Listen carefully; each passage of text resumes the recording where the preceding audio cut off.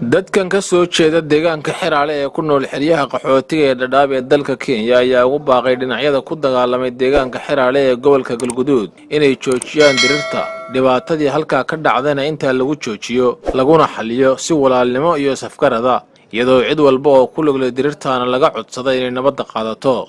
waxaan halkan baaq nabadeed ugu direynaa dadka walaalaha ah ee ku diriraya xiraale annagoo ah bulshada Soomaaliyeed ee ku dhaqan xeryaha Dadaab gaar ahaan ka soo jeeda degmada xiraale waxaan leenahay ilmaadeerayaal dagaal hadduu wax tarahayo inta la soo dagaalamayo aad aragteen xaasilkeedii tii ugu dambeysay shalay bay ahayd wax allaala wixii ka soo xasilay oo nuxur ah hadeeraad haysataan oo arkaysaan oo dhex joogtaan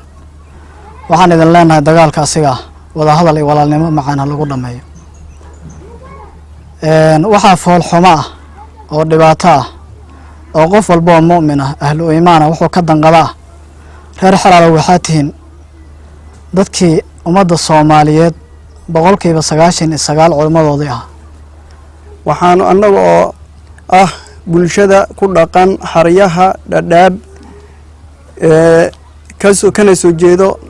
deegaanka xiraale waxaan halkan baaq nabadeed uga direynaa dadka walaalaha ee halkaasi isku hilbacunahaya ayaan كل باقي نبض وقدرنا رسوله وحيد عليه الصلاة والسلام اتقوا الله فيما تعلموا وروحات قرنتي إلهي أو قبق وحان هلك لين ضد علم الآن مجوجو ضد علماء وأسل الدين وعلماء الصومالية ديجان كيكسوفر عمتيا وهلك جوجو دين الآن نهاس لين منه waxaanu leenahay dadkaasi war waxaad garanaysiin oo Ilaahi inan baray oo diinkiisii Ilaahi uga baqan leenahay annagoo ah bulshadii ku nool xeryaha Dadaab ee deegaanka ka soo jeeda xiraale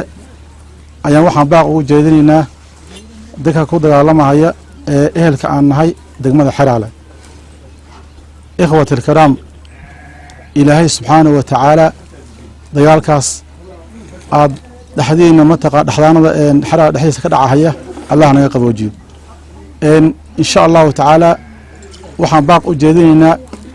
in Ilaahay subhanahu wa ta'ala ka cabsataan ee dagaalkaas la joojiyo halkan oo maanta aan joogo oo dalka Kenya waxaan baaq ugu soo jeedinayaa dadka walaalaha oo isku laaynayo xiraale iyo agagaarkeedii walaalayaal Ilaahay ka cabsada